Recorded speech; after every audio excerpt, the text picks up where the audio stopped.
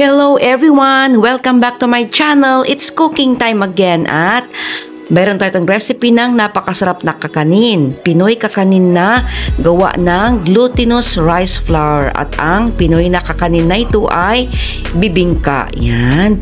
So, yan ang ating mga kailangan. Meron tayong 1/2 cup of condensed milk, 1/2 cup of evaporated milk, 1/4 teaspoon of salt, mixed together, 200 ml of coconut milk. So, i-mix po natin yung milk at ang coconut milk. Ihalo po natin mabuti. Itong merienda na to ay napakadaling gawin. So, lagyan po natin 2 1/4 cup of glutinous rice flour. Yan, haluin natin hanggang sa wala na po yung bubuo. Ito ang ating mixture ng bibingka ay napakadaling gawin, affordable, at hindi na po natin kailangan ng oven or steamer. Yan, divide natin into equal part. Yan, kung gusto na po natin na mayroong dalawang klase ng flavor yung inyong bibingka. So, sa inyo na po yung kung anong gusto nyong flavor. So, sa akin po, pandan flavor at ang ubi flavor. Yan ang ating dalawang flavor ng bibingka. Combination natin. Yan, napakadaling gawin na recipe. Madali lang pong sundan ang mga steps. Yan, ang Pinoy kakanin na ito ay napakasimpleng gawin at napakasarap din. Siyempre naman, yan din. Don't forget na maglagay kayo ng cooking oil sa inyong kawali, sa cooking dish ninyo.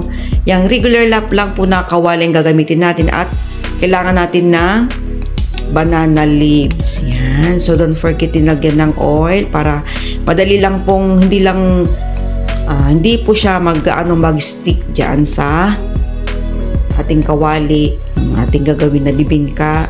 Yan. Then, ilagay na po natin dito yung dalawang flavor ng bibingka natin, yung ubi at ang pandan. Yan, di ba?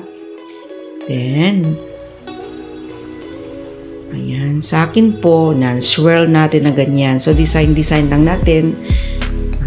Depende po sa inyo kung gusto nyo nang wala ng design, okay lang po yun. Or, simple lang po na isang kulay lang. Or, ayan, lagay natin ng young coconut flesh, yung meat ng buko.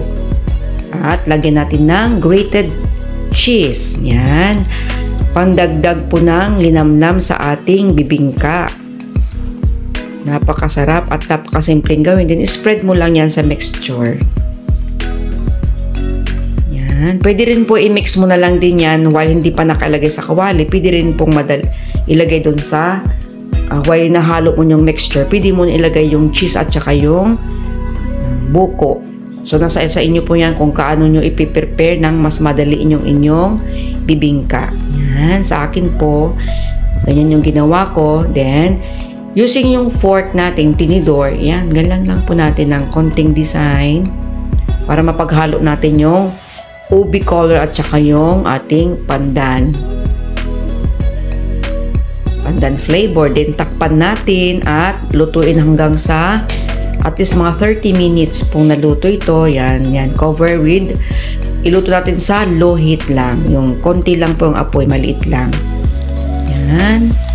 So, after natin na, ayan, nakikita natin kung reaction ng apoy dun sa ating niluluto. After 30 minutes, wow, ang ating bibingka. Yan na po ang ating bibingka. Pero, hindi pa po yan luto na. Kailangan po natin yung baliktarin.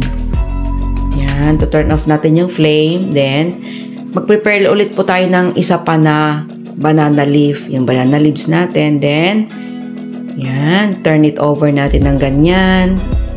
Pero, yan, para maluto po yung nasa ibabaw, gamit po ng pinggan. Yan, lagyan natin ng pinggan na ganyan. Then, baliktarin po natin. Yan, dahan-dahan lang po kasi medyo mainit. Careful lang nating baliktarin, ganyan. Ginagawa po ito para Yung nasa ibabaw po naman yung ilalagay natin sa ilalim ng ating kawali. Then, lalagyan po ulit natin ng oil yung ating kawali. Or kahit hindi na po nilagyan yan. Kasi meron namang oil yung ating leaf. Na nilagay. Ganyan. Then, takpan ulit po natin ito. Alam niyo po yung amoy yung aroma ng banana leaf.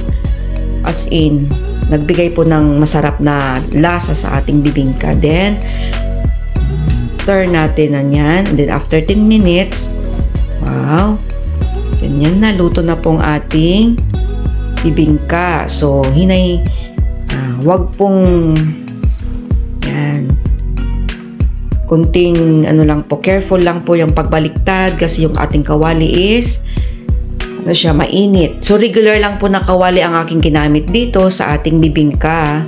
So, no need na po ng steamer, no need ng oven.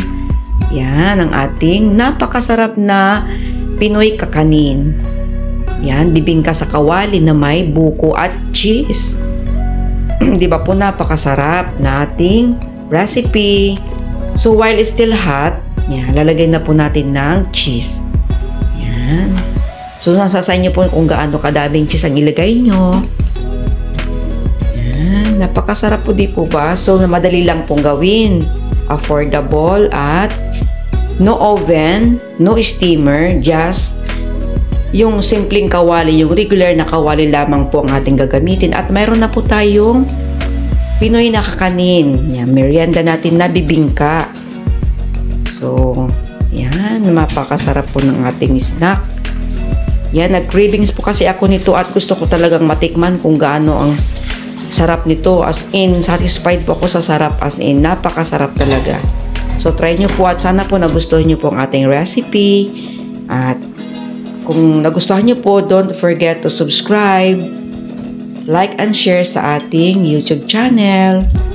Yan po, thank you po sa support ninyo at yan, tikpan na po natin yung ating ginawa na bibingka. Yan, let's eat. Yan, napakalambot. Yan. Masarap itong bibingka pag mainit pa. Yan, pagka mainit pa, serve it. Yan, di ba nakita yung ating buko at cheese? Yan, ang ating recipe. Thank you for watching.